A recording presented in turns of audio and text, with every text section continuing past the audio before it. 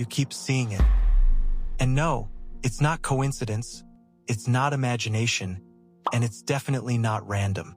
When something keeps showing up over and over in your life, in different places, through different people, in moments you weren't even thinking about it, that's not by accident. That's God speaking to you. He's not silent, he's strategic. The problem is, most people don't recognize the language of heaven because they're too busy looking for thunder when God often whispers. If you keep noticing the same number, the same verse, the same phrase, the same warning in dreams or conversations or even in the words of strangers, pay attention. God is repeating himself because you haven't responded. He doesn't stutter. Repetition is his mercy.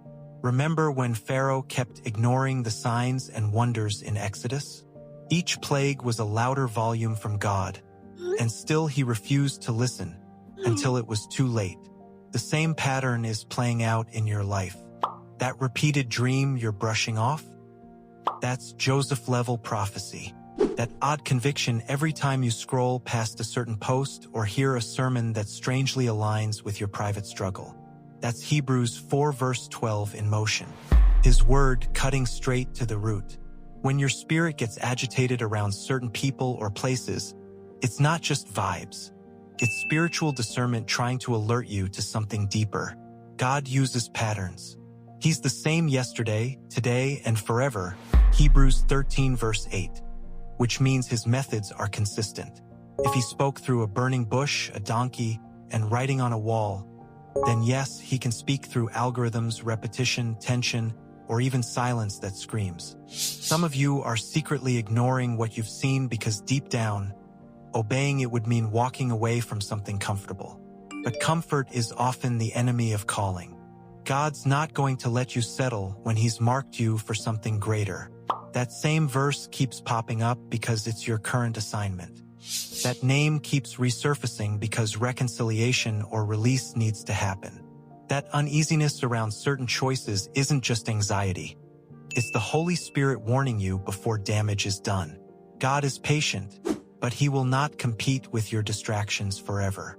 Romans 8 verse 14 says those who are led by the Spirit are sons of God. But how can you be led if you refuse to recognize his cues? You're waiting for confirmation while God is giving you patterns. You're asking for a sign while ignoring the signals.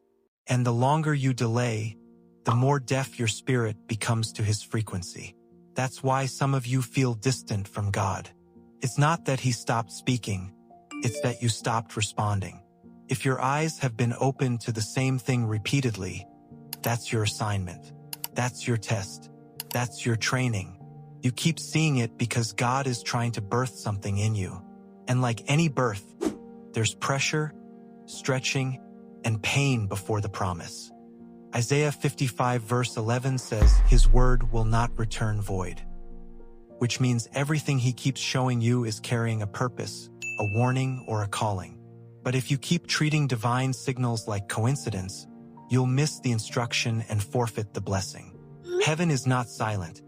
It's speaking in symbols, people, impressions, dreams, and divine nudges. If you're not tuned in, you'll confuse spiritual urgency for emotional stress. And here's the part nobody tells you. Sometimes the thing you keep seeing isn't for you to fix. It's for you to flee. The repeated red flags are not your assignment. They're your exit route. The person you keep dreaming about might not be your future.